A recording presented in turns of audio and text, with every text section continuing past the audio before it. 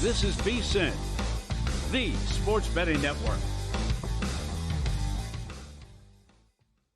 The numbers told the story, they always do.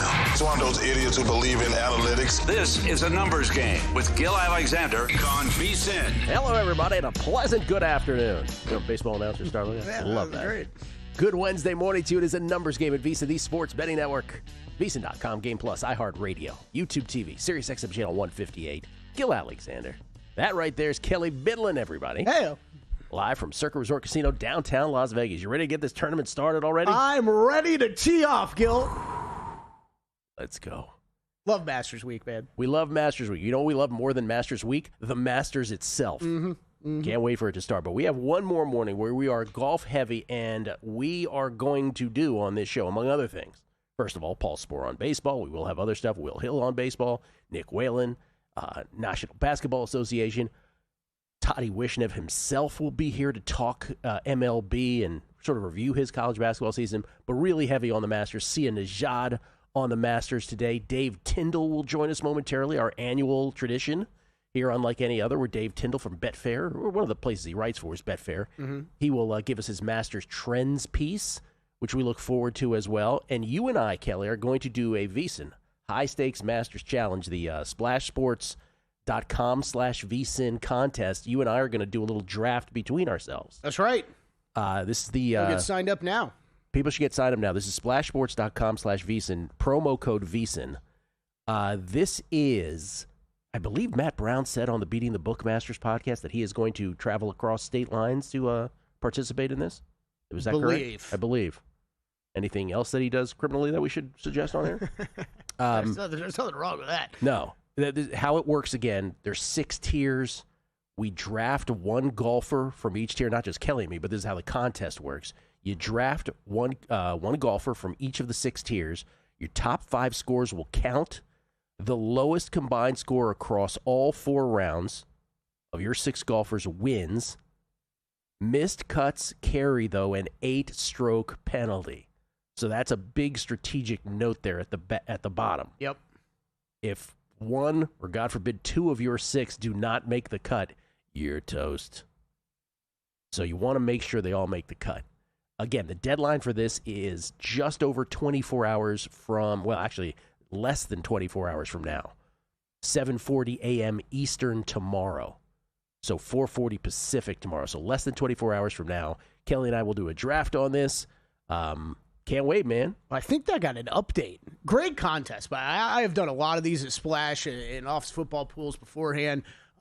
These tier contests, they're awesome. I love the little wrinkle with kind of the rules in here about guys missing the cut and everything. $500 entry, $100,000 guaranteed. Yeah, and this is, I can't wait to go through it with you because look, it's a contest. Just like when you and I talk about Survivor during March Madness, right? Like it's not what my bets are for this week are not going to match up perfectly with this because there's game theory that's involved. Absolutely. And yes, the missing the cut part is big. Why don't we all get in a car, just go across to Hoover Dam? Again, they ask us, are you here to see one of America's finest engineering marvels? No, we're here to enter the Splash Sports Contest. Got to go check on the food truck. It's been a while. Yeah, it's been a while. You really should, James. Really, it's been like 3. You're really trustworthy. It's been years since I've been down there to check on the thing. Honor system on your food truck. People right, just take one. That's how it works. Yesterday, though, before we get it all, because we got a bunch of golf, so I just want to get through a couple of things on, first of all, tennis. We don't have any more tennis today. They're in Europe. This is going to happen now based on time zones. Had 2 plays on the overnight. VSiN subscribers got that. VSiN.com/picks. We split them. They were both dogs, so small profit. Elena Gabriela Ruse beat Diana Yastremska in 3 sets, plus 115 winner. We did lose on Alejandro Tabilo, though, plus 109 versus Yuri Lehechka, who came back and beat him. It was a second set tiebreaker where we could have won it. We don't, and that's the end of that. So we split, small profit. That's the tennis story. Baseball yesterday. Oh, man. What's beautiful about the beginning of a baseball season, or towards the start of the baseball season, is obviously the first day, opening day, right? It's aces abound. Everybody's pitching their aces. When you're only like 1 or 2 ways through the, times through the rotation, it's still, there are days like yesterday where there's lots of aces pitching. And, Robbie Ray was great for the Giants. Kyle Freeland, call him an ace, was great for the Rockies. George Kirby, Nathan Eovaldi, they had a good pitcher's duel with the Mariners and the Rangers. Rangers got the best of it, 3-2. It's funny, Taj, pardon me, in the Tigers game, it wasn't Tarek Skubal who was the ace, or at least performing like an ace. Tarek Skubal fell to 1-2 on the season. Whoa. Taj Bradley was the real star of that game for the Twinkies. And then the big ones yesterday, or some of the bigger ones, Trevor Rogers was great, 6 innings, 2 earned runs for the Orioles on 6 hits, 6 Ks, no walks as the O's beat the White Sox. Yoshinobu Yamamoto for the Dodgers, 6 innings, picked up right where he left off in the World Series, Game 7 against the Blue Jays. The Blue Jays just good. Can you believe we dead heated the Blue Jays, last undefeated? They cannot win a baseball game anymore. That's crazy. Yamamoto, 6 innings, gave up 1 earned run, 5 hits, 6 Ks, 1 walk against the Jays. Garrett Crochet for the Red Sox, 6 1/3 inning, gave up 2 earned runs, 5 hits, 7 Ks, 2 walks for the Red Sox in their win over the Brewers yesterday. This is leading to something. And then Paul Skeens. Yeah, I know. Paul Skeens, 6 1/3 for the Pirates. Paul Skeens doing Paul Skeens things, gave up 1 earned run, 2 hits, 6 Ks, 2 walks to the Pirates, 7-1 win over the Padres. He's back, Gil. He's pretty darn good. Tarek Skubal not back. Paul Skeens back. But what this is leading to is, people probably know where I'm going with this, maybe the most impressive of all these performances yesterday was from Sandy Alcantara of the the Miami Marlins. What did I call him? The Florida Marlins for a second? You almost did. Yeah. Sandy Alcantara of the Miami Marlins was coming off a complete game shutout, a complete game 3-hit shutout against the White Sox, I believe it was. And he did it in less than 100 pitches. Complete game, shutout against the White Sox, 3-hit shutout, less than 100 pitches. That is referred to in the business as a Maddox, a tribute to the great Greg Maddox, who I know is very popular here at Circa. Yeah. Who had resident. Was not only a great pitcher, but had a penchant for efficiency as well in complete game shutouts, where he would do it under 100 pitches. And this became referred to as a Maddox. So Sandy Alcantara against the Reds, our Reds, if you will, March, April Reds, was just going beautifully again yesterday. Now, keep in mind, this is off a complete game shutout where he had pitched to Maddox. So he is as efficient as could possibly be yesterday against the Reds. The Marlins are winning it 2-0. The Marlins are, it might as well have been 10-0, it felt like. Reds couldn't do anything against him. And he enters the 9th inning. He records the first out. And all of a sudden, not all of a sudden, this was sort of building for a couple innings, but now he's 2 outs away from not only a back-to-back complete game shutouts, which hasn't been done in Major League Baseball. I was looking this up. Some reports said 2015, although nobody could produce a name. I know Cliff Lee did it in 2010, but it was also a chance for a back-to-back Maddox complete game shutouts under 100 pitches each time. Do you know who the last player was to complete a back-to-back Maddox? Who? Greg Maddox. That's how rare this is. A quarter of a century. Alcantara was 2 outs away from doing this against our Reds. And then Kelly, by the way, following the Marlins announcers watching this in real time was hilarious, because they were going from, there's no chance the Marlins lose this game, right? Like, we're on the cusp of history here, too.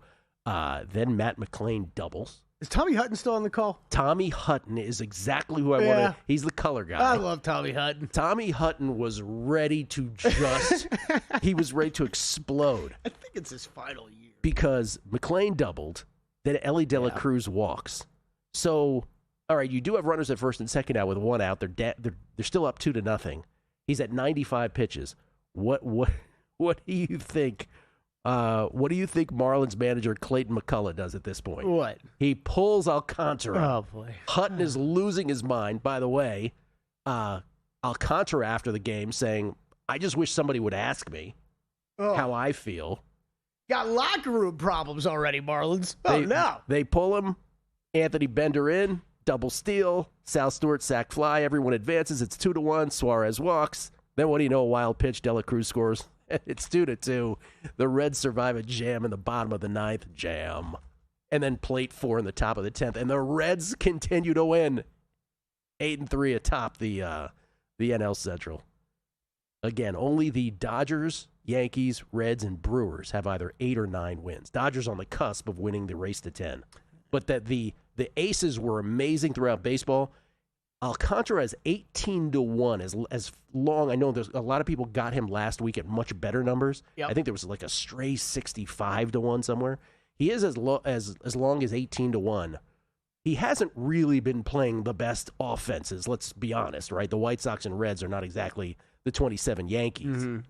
But he couldn't, you can't have a better pitching performance than you've had the last 2 days, and he was robbed of a potential history yesterday. Yeah, he's 18-1 still at DraftKings right here in front of me. I had first pulled this up to see what that Skeens number had done. Still plus 340. Yeah. As long as Skeens is there, I don't know how serious you can get about anybody else, but Alcantara sure is making a case for it here in the early season. I know it's only one start, but after Skeens had drifted after one start, I kind of surprised. Was kind of expecting that number to be shorter. He's still tied with Sanchez at the top, plus 340. I wouldn't be betting Sanchez at that number, but that's just me. Anyway, March, April, most wins. Dodgers 9-2, Yankees 8-2, Brewers and Reds 8-3. There are some of the. I know it's early, but some of these starts, some of these teams, Orioles 5-6. Some of these teams that we were just talking about expecting big things from, right? Pirates 7-4, a good start by them. Red Sox, you brought up yesterday. I mean, they got their third win yesterday. Again, we're not even 10% of the way into the season. Nationals, White Sox, and Rockies, though, not as bad as we were expecting. Not as bad. Red Sox still have the worst record in baseball, I believe. Yep. I think so. Yeah. Even with the win yesterday. Anyway, that was an unbelievable event yesterday. We could have seen history. Again, first time in 25 years that would have been since someone threw back-to-back Maddoxes 2 outs shy, and the Reds not only break it up, they win the game. Incredible. Golf, next. Dave Tindle, who writes lots of places, but maybe most famously at Betfair. His annual Masters Trends piece, his formula, if you will. Next. Who's your friend? Oh, this is AI Sports Betting Bot 3000. Watch this. Hello, bet $100 on Chicago. Great idea. Too bad Chicago's not playing. You just passed the test. Put it on New York. You know their goalie just got injured. No. Automated bet tracking, community data-driven insight. Download the app free and bet smarter with Juice Reel. Good robot. This is VSiN, a network of sports betting analysts, writers, hosts, and handicappers, all here to help you become a more confident bettor. We broadcast live every day from Las Vegas, the sports betting capital of the world, and from studios across the country, giving you insight from every angle of the action. Take VSiN with you wherever you go with the VSiN Watch app, or catch us on streaming platforms and regional sports networks. You can also listen live on SiriusXM Channel 158 and on radio stations nationwide. Check out VSiN.com as well for betting tools, exclusive betting splits, AI-powered player prop projections from Opta, pro picks for every game, plus in-depth betting guides and articles built to give you an edge. From sharp betting analysis and daily best bets to insider interviews and expert breakdowns, VSiN is your trusted source for everything happening in the world of sports betting. See everything we have to offer at VSiN.com and become part of the Sports Betting Network. Coming up on the next edition of Follow the Money, 1 day away from the Masters, Jeff Seeley joins the show with his complete breakdown of the first major of the year and all his props. Mike Palm with another edition of You Cannot Be Serious and looking ahead to the NHL playoffs, and Matt Humans with his best bets at the Masters and MLB. Follow the Money 4 to 7 Eastern on VSiN, the Sports Betting Network, SiriusXM Channel 158.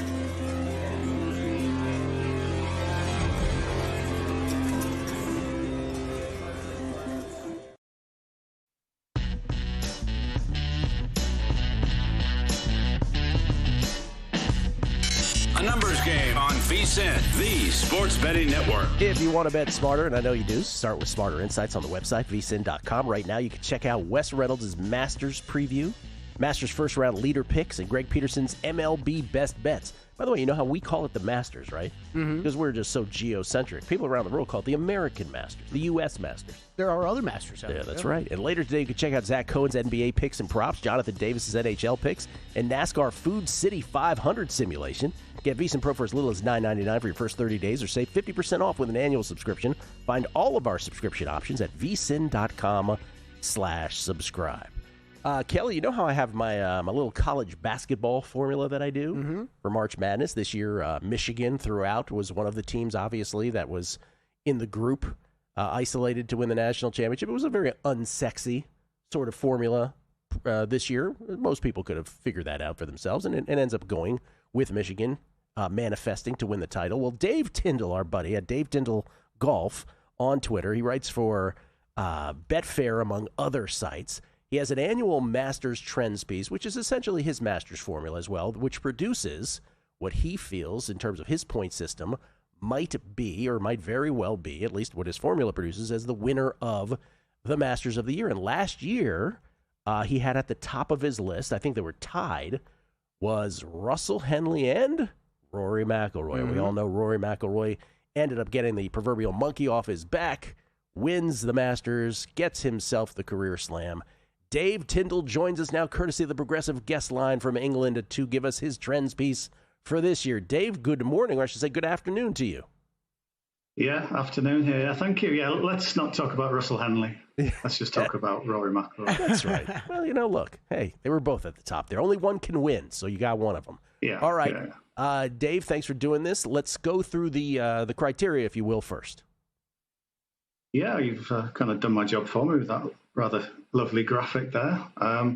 So, yeah, 10 trends I use. I use frequency. So I look at the last 10 years and how often something has happened in that last 10 years at the Masters.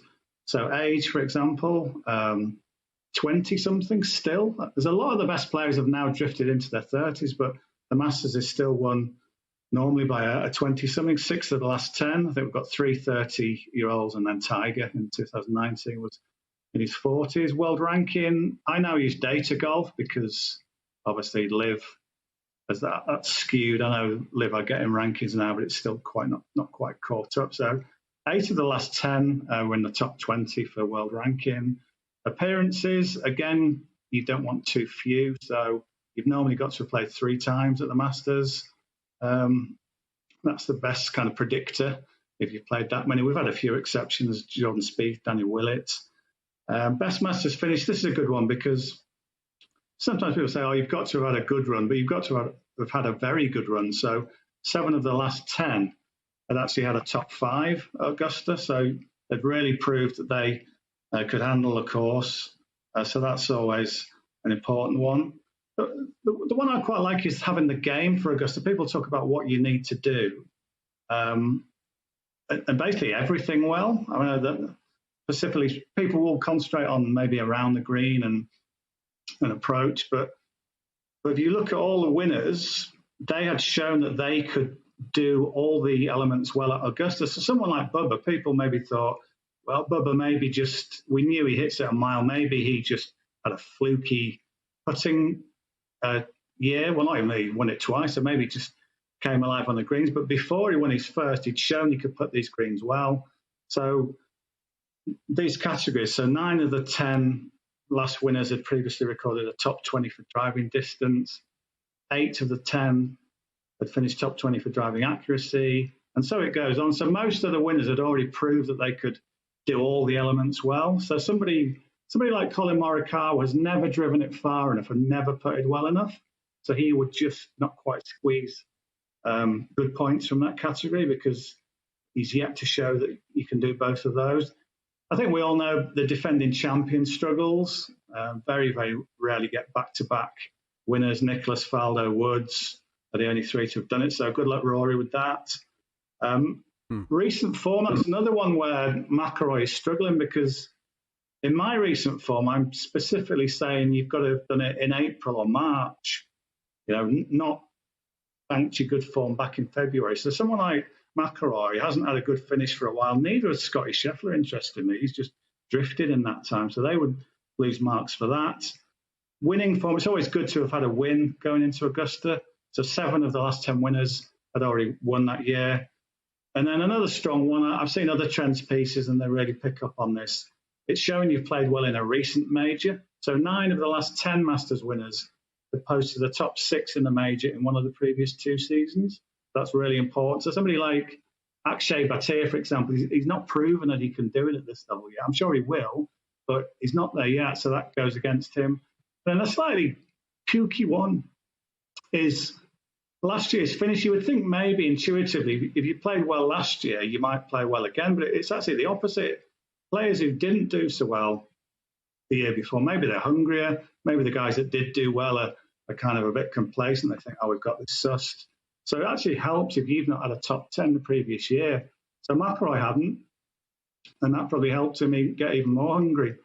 So we go through all those trends and then we put them into a scoring system. I know some people like to do an eliminator, and if somebody fails in the category, they wipe them out. But I'd like to, put points to people, so you can sort of add them up. It adds to the sort of thrill of kind of who's going to come out on top when you add them all up. So, are we at that point? Do you want me to run through? Absolutely. If you could do them in countdown form, lead to the guy at the top. Who we got in your top 10 or top 8? Yeah, 1, 2, 3, 4, 5, 6. So let's start with this. So tied ninth. So there's 3 of those. Xander Schauffele, Hideki Matsuyama. No surprises for those 2, really. Patrick Cantlay, slight surprise that he'd be there. Number 8. Now here we go. Scotty Scheffler, only number 8. So his poor play in recent weeks, or non-play, but the last time he did play, he was outside the top 20 both times. So he's marked down for that. Number 7, a lot of people will have him higher, but Bryson DeChambeau only gets in at number 7. I'm trying to think why he didn't score higher than that. I think he's one of the ones who's actually punished for playing well last year. Maybe he thinks he's got it sussed. I mean, do you remember when he said he thought it was a par 67 for him? Yes. So any sort of complacency that creeps into DeChambeau could go against him. So he's only number 7. Alongside actually Russell Henley, who's back in there again. Although I don't think I've got much faith in him again after last year's miscut. But he did play quite well in the second round. Now we're into the top 5. So joint 4th, we've got the English duo of Tommy Fleetwood, Matt Fitzpatrick. I think they'll be on a lot of cards this week. I personally don't think Fitzpatrick hits it high enough. I think when you look at the Apex height stats, I think he's second bottom of those, especially when it's going to be firm and fast. I think he might struggle to hold the greens. So I think he'll go well, but I can see a few beating him. Number 3, Colin Morikawa, although he's not, I mentioned him earlier that he's not driven it long enough and putted quite well enough. He's got all the other elements. He's won this season as well. Obviously with him, it's a bad back, isn't it? We don't quite know where he is with that. Number 2, Cameron Young. Very keen on his chances. He ticks all the boxes. He's sort of set a base camp in the majors. He's got a couple of Masters top 10s. He's won the Players as of the last 2 winners here, which leads me to number 1. And if you've not kind of worked out, well, who's he not said yet? I'm going to tell you now, it's Jon Rahm. Jon Rahm. Wow. The category he slightly goes down is he's now in his 30s, so it would have been slightly better in his 20s, but everything else, Rahm ticks the lot. So he is this year's Trends winner by 2 points from Cameron Young. Jon Rahm, this year's Trends winner. And I only have one follow-up, and we'll let you go, Dave, which is now Dave Tindle, the golf observer, the golf bettor, the golf fan. When you see that result, does that sort of check out for you? You think that sounds about right? I was very happy to see him come out number 1. I always make sure I don't try and manipulate the numbers. I just let them flow out. And to see him there, he's played really well on Live. He's got a win, 3 seconds and a fifth. He won here. I don't think Rahm is a one-time Masters winner, so I think he's in the form to get that number 2. And there's just a bit of off-the-course stuff with his kind of fallout with the DP World Tour over, appearances. But I think that just makes him hungry. That just makes him fight. So I think it's right there for Jon Rahm. So, yeah, more than happy to let him carry the trends flag for us this year. Yeah, I think that line that you said there in the middle resonates with me, which is he doesn't feel like a one-time Masters winner, does he? That it really is true. Dave, I can't thank you enough on short notice. Really appreciate it. Thank you so much, sir. Thanks very much. Dave Tindle, everybody, at Dave Tindle Golf, Tindall. He does more than a trends piece. He writes about golf. He writes about the Prem. Oh, yeah. For Betfair. He's got a lot up there. For all kinds of outlets. Finishing position bets he likes this week, all that stuff.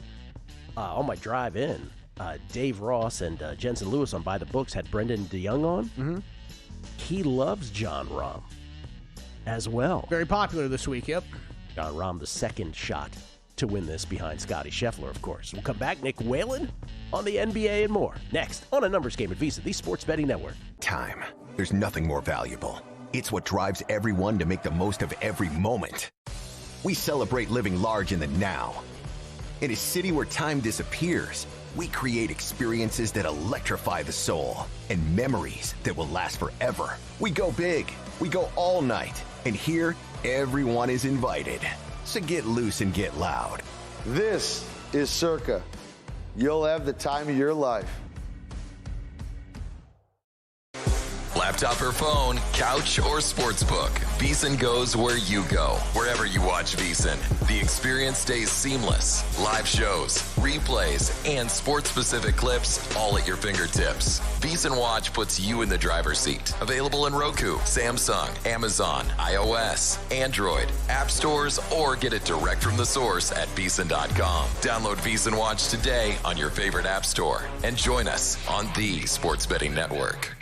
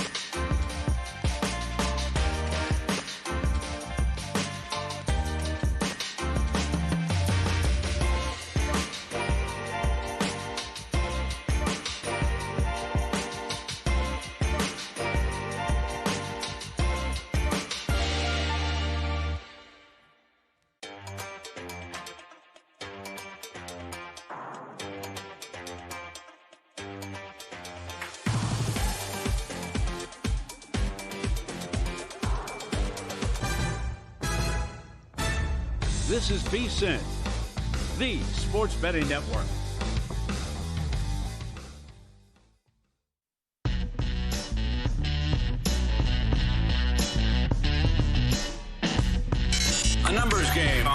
VSiN, the Sports Betting Network. Back on the numbers game, live from Circa Resort Casino, downtown Las Vegas. Gil Alexander, Kelly Bidlin alongside my little buddy Kelly Bidlin. You follow him at Kelly Bidlin on Twitter. Kelly with an EY, Bidlin with a BY, and an ON. That's right. Also on the way in, listening to By the Books with Jensen Lewis and Dave Ross, or Dave Ross and Jensen Lewis, however that works. Mm-hmm. Former golfer Brendan DeYoung was on, and he said he was talking about Ludwig Ober. By the way, Kelly, and all of our bets, because I have made 2 bets. Kelly's got bets. We will talk about those here coming up. But he was talking about Ludwig Ober, and he was mentioning that the knock on Ober is that he should be playing meaner. And as I'm driving in, I'm like, whoa, what does that mean?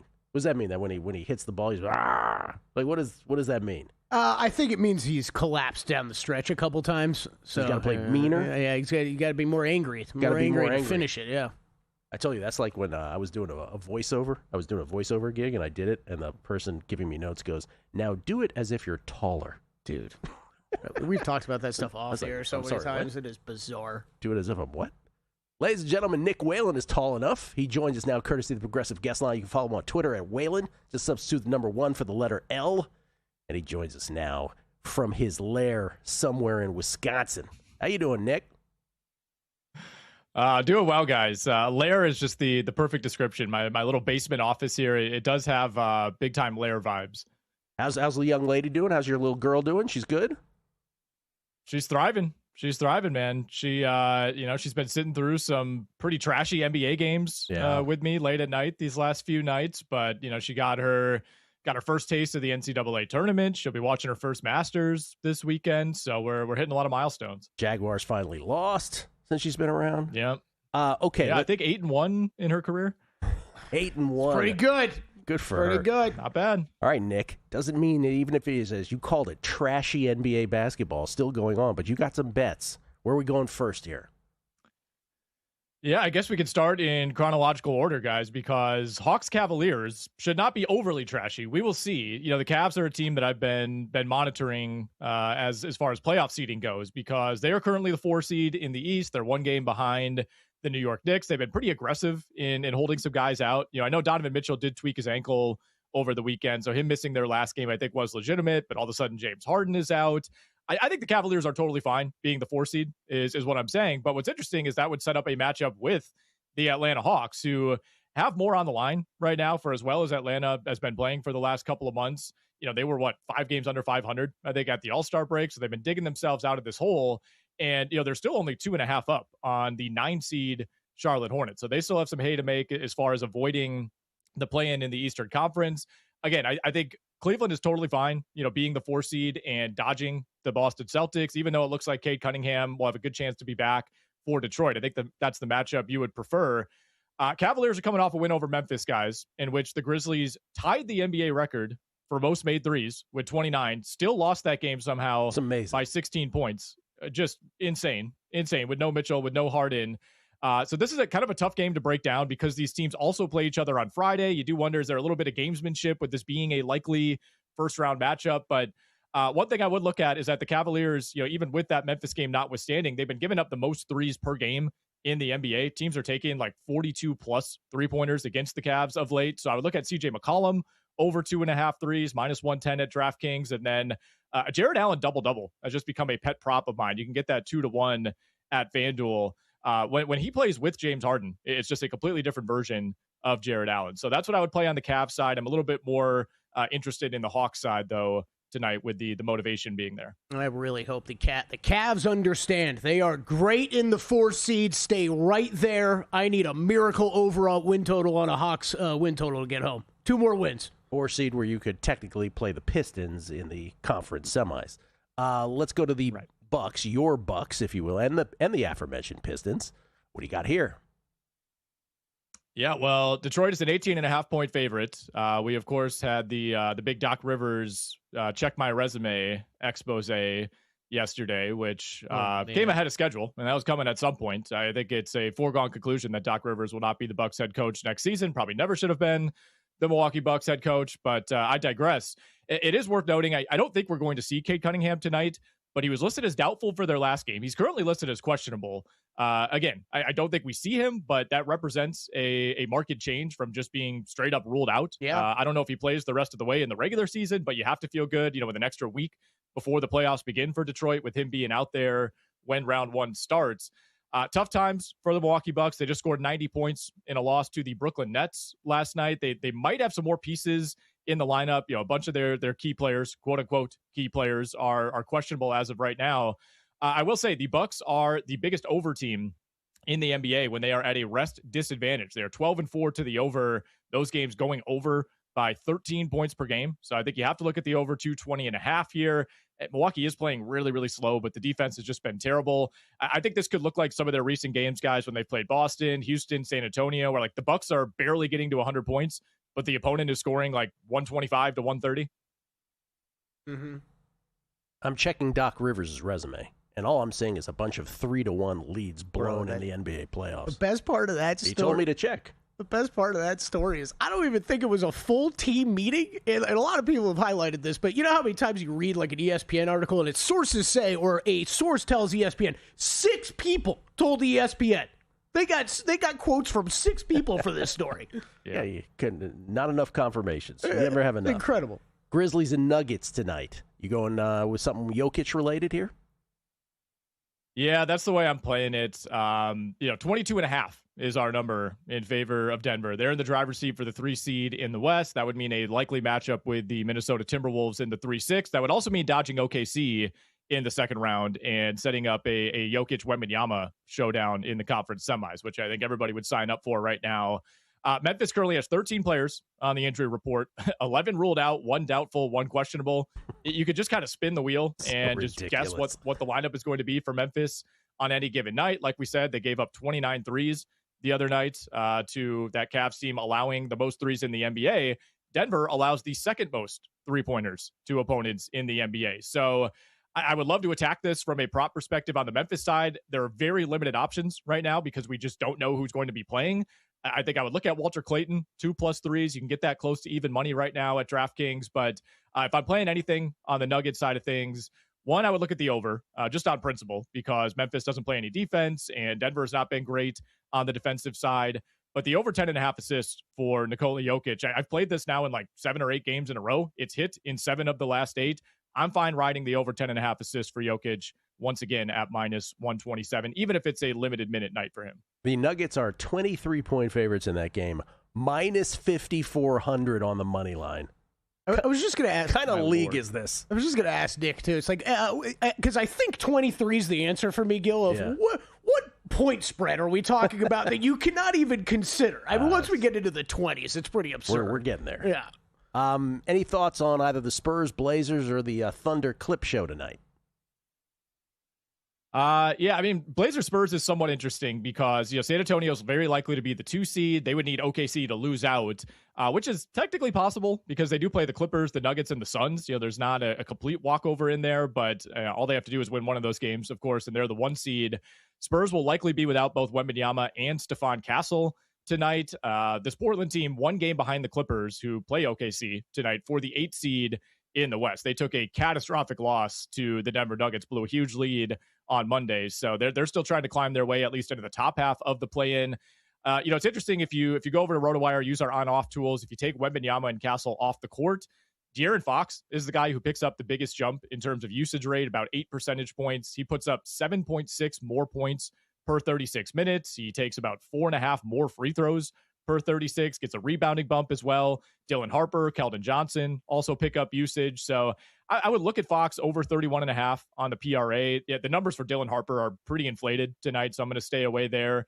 But Portland has been a great defense. They're top 3 in defense right now. I think you have to consider this as an under spot. Excellent perimeter defense, specifically for the Blazers. So kind of some competing trends there as far as the usage for Fox versus the Blazers defense. And then Thunder Clippers, guys, this number feels a little bit short at 7.5, with the ability to lock up the 1 seed for OKC. As of right now, the injury report is pretty clean. I do wonder if we see some shenanigans later in the day, but Clippers still highly motivated to stay in the top half of the play-in, and it is the second night of a back-to-back for the Clips.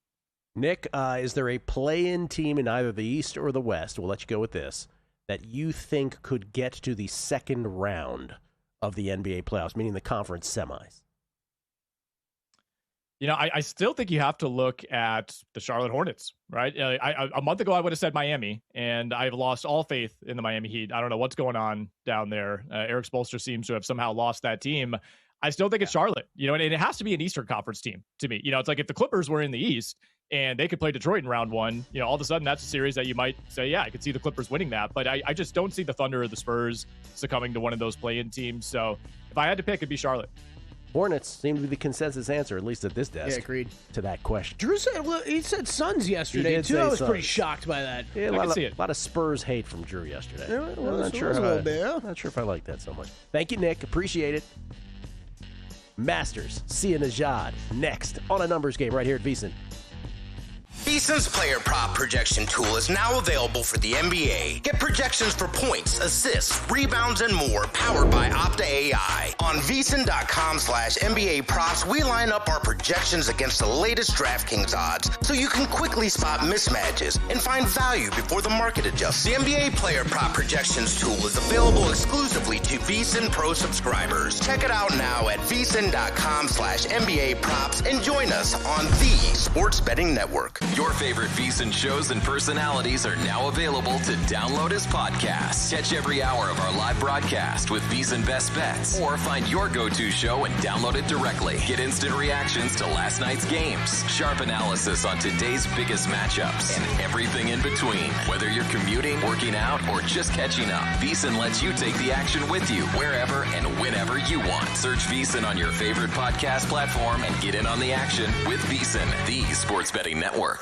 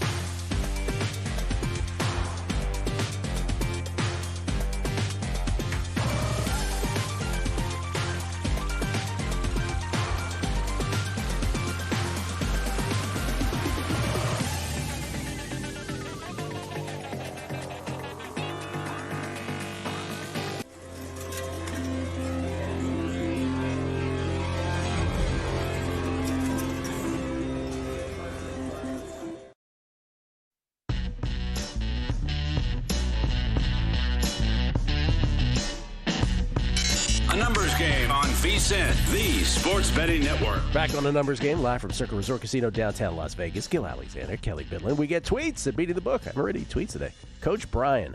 So the Rookie of the Year market moved again with Kneppel at plus 225 at Hard Rock. This is a fascinating case study in sports books, voters, and straw polls. I jumped on the Kneppel train yesterday at plus 150. Don't I have to jump on this number on principle? Can't wait to hear you guys talk about this today. Oh, God. Again?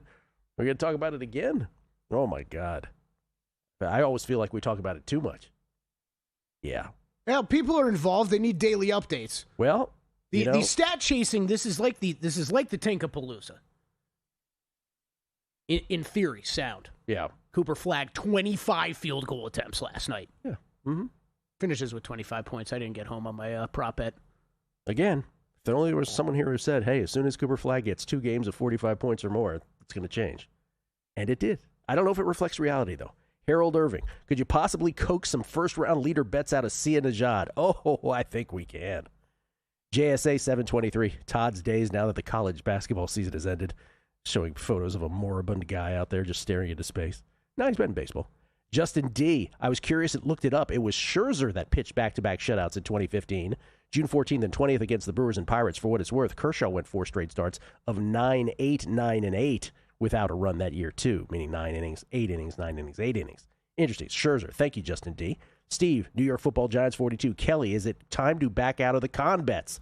I got him at plus 750 and can cash out for about a plus 150 win. For the record, I don't think he's winning anymore. Agree or disagree? Oh, boy. That question does not make him happy. I think he still gets home, but look, your tickets are long enough that you could do something with it. Burke at Mighty Trojans have a friend who was at the Masters Monday practice round. He said Morikawa walked half the holes with a putter only. Worth a missed cut bet? Walking those hills for 4 days with a bad back can't be easy. We have reports of Morikawa walking the whole course with a putter, and then you were saying off air Daniel Berger. Yeah, well, we get all the at the range data for the Masters, so not positive for Morikawa there yesterday either. Not hitting much and not hitting far. And then we just get data from the range that we never get at any other tournament, so I don't know what to make of it sometimes. From does Daniel Berger always only hit 14 balls on a Tuesday? That's all he hit. It's a 14. Very small and specific amount. Well, maybe he didn't feel welcome. Sia Nejad joins us now. You can find him at CBS Sportsline, where he is not only a host, but also an analyst. He joins us now courtesy of the Progressive Guest Line. Our buddy Sia on Twitter at SIANEJAD. Sia, what's happening? What's happening? I'm happy to be here. Thanks for having me on the show. It's Masters Week. Just finished up college basketball. We can focus on golf now. I love it. Yeah, man. Well, we already got a request. We were joking off air, Kelly and I, that teasing into this segment, we're like, and a guaranteed first-round winner from Sia Nejad. That's where we're going to tease it. You want to start there since we already got a question on that? Yeah, let's do that. What's interesting, by the way, I'm pretty sure the last time I was on with you guys, I hit a first-round leader. It was a share, so it wasn't super exciting. It was Pearson Cootie, and I can't remember the number, but we had to share it with like 2 or 3 other guys. And then 2 weeks later, I hit Austin Smotherman first-round leader. That was solo at 110-1. So let's see if it's you guys that are helping me out with this magic. Do you want the first-round leaders, Gil? Please, absolutely. All right, here's the magic. Cameron Young. Now, I will say this. I tried to focus. I could be wrong on the weather, but I tried to focus on tee times that were morning, but not too early in the morning where it's going to be pretty cold. Like the wind shouldn't be a factor either way, morning or afternoon. But I didn't want my guys out in necessarily like 50-degree weather, right? I wanted it to be in that 60 range where the course might still be a little softer than the afternoon, but it's definitely warmed up. First-round leaders fit in that time frame. Cameron Young at 30-1. Tommy Fleetwood at 33-1, Akshay Bhatia at 45-1, and Adam Scott at 52-1. There it is. Cameron Young 30-1, Tommy Fleetwood 33-1, Akshay Bhatia 45-1, and Adam Scott 52-1. Okay. Let's go to the outrights. Who did you end up there?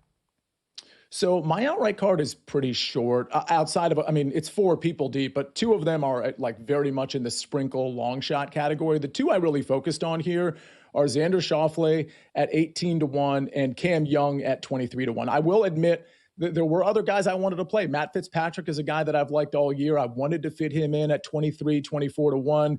John Rahm is a guy I wanted to play as well, and his number just got way too short for me to lean on a 9 or a 10 to 1. But let's start with Xander Schauffele. I think the thing about Xander, I think he's a little under the radar. Not that people aren't talking about him, but I think he's under the radar from an outright perspective. I think this number should be a little bit shorter. I honestly think it should be in that just longer than Bryson or Rahm. I think it's way too long here because the game is synced up for Xander Schauffele. We're starting to see the Xander from 2024 where the short game is meeting the ball striking. We know the approach play has been excellent in 2026. It's other parts of the game that have had to come along for the ride, but it's there now. And we've seen his Augusta history. I mean, just in the last 3 at Augusta, he's finished, T7 or better? I should say T10 or better. He's been T7 or better in 3 of his last 4 tournaments in 2026. And we even saw in 2019 and in 2021, we saw a second and third place finish. So there's really no reason, in my opinion, to have Xander at a number at like 18 to 1. I mean, 13 to 1, 14 to 1, that makes a little bit more sense. But I think there's a lot of value on Xander Schauffele. The next one is Cam Young. I think this number is probably appropriate on him. I don't think it's like too long of a number necessarily, but I think Cam Young is an amazing course fit. He's got the length. Not that you absolutely need length here, but it's certainly going to help off the tee. And he's doing everything else right, including just being dominant with the putter. I mean, I just love what he's doing with the putter. The one thing that can trip Cam Young up, and it's tripped him up at Augusta before, is the around the green play. But outside of that, he's doing everything right. I mean, I think, I would put him sort of in the John Rahm mold. Obviously not quite as good, not quite as refined, not the track record that John Rahm has. But I think Cam Young has a ton of upside. We saw it recently in his takedown at the Players. I just think Cam Young is in a really good position to win. I'll just touch on the long shots real quick. Adam Scott, we know tee to green, he can get there. It's just the putter that's held him back. But if you look at what he did at Riviera and Bay Hill, he was actually pretty good with the putter there. So we know he can spike with the putter. It's just a matter of whether he's going to do it at the Masters. And oh, by the way, he won in 2013. My super long shot, Jacob Bridgman. I love this guy. I've been betting him all year. I just think Jacob Bridgman, even though he's a debutant, has the game, can be okay off the tee, has the long iron play, and has one of the best putters in the world. I think 90 to 1's a little too long in spite of the fact that he's a debutant. I want to just reiterate a point we made yesterday about debutants in this tournament. This is very similar, and I know we're talking horse racing and golf here, but this is very similar just in terms of the way the human brain works. Affirmed in 1978, there was no Triple Crown winner until American Pharoah. And all those years, that's 37 years in between, everyone's like, you just see the Triple Crown. It's so impossible to happen. But there were so many close shots where a horse won either the Derby and the Preakness, or the Derby and the Belmont, or the Preakness and the Belmont, and came close, and our brain just purges that and immediately goes to the stat of, you can't, it's so hard to win a Triple Crown. And then, of course, it happened. Then it happened with Justified as well. This is the thing with the debutantes. They are littered with close calls here as well. So I'm kind of with you. Like, once it happens, and we'll never see these numbers on guys who are in their first year at the Masters. Like Jacob Bridgman, in any other world, if he's not a first-timer, there's no way he should be 90 to 1 here. So I just think things that we think are unlikely are often way more likely to happen than our brains allow ourselves to process. So I think that it's an interesting thing. Finishing. Well, Ludwig. Yeah, go ahead. Gil, Ludwig's a good example of that. And I'm not necessarily putting Bridgman and, let's say, Goddard up on Ludwig's platform quite yet. But, I mean, you get a guy, to your point, finishing second or third place, and it's like, see, I told you somebody, can't win the Masters. It's like, yeah, but he was like, one shot off. He absolutely could have won the Masters. Your finishing position, Patrick Reed, top 20. We've seen a lot of this. We heard a stat yesterday, which I think is just incredible. Since the year after he won, remember he won it in, 2018. The year after he won it, he's got the 4th best strokes gained on this course since. That's incredible. You got him top 20. Yeah, and I think if you wanted to do a more exacting thing on the finishing position, there are markets where you can bet the exact finishing position under it. And in Patrick Reed's case, it's 29.5 at like minus 114. But I'll take him here also, Patrick Reed top 20, including ties, plus 126. I mean, you mentioned it. At the Masters, let's see, the last 5, 3rd, T12, T4, 35th, T10. He just gets it at Augusta. And oh, by the way, on the DP World Tour, he won twice already in 2026. The ones where he's played where he hasn't won, he's got a couple of top 10s peppered in there as well. He's in great form. He knows the Masters. He knows Augusta. He's a guy that I don't think he's sneaky to anybody, but I think his number is ripe for the taking. And what's your tournament matchup? Are we picking on Harry Hall here? Yeah, we're picking on Harry Hall, and I'm assuming Sung Jae Im is back in terms of like his health status. I think he's shaken off the injuries, and he's got really good Augusta form. I mean, he's just been really good here, particularly the last 5 years. Harry Hall, a debutant. Both of them have really good short game, but I think Sung Jae Im, I think his ball striking is likely back, his approach in particular. I like him -116 in a tournament matchup over Harry Hall. Sia, appreciate it. Enjoy the tournament, man. Should be fun. Thanks, guys. Appreciate it. Sia Nejad, everybody, from CBS Sportsline. Follow him on Twitter at Sia Nejad, SIANEJAD. I'm ready for this thing to start. Yep.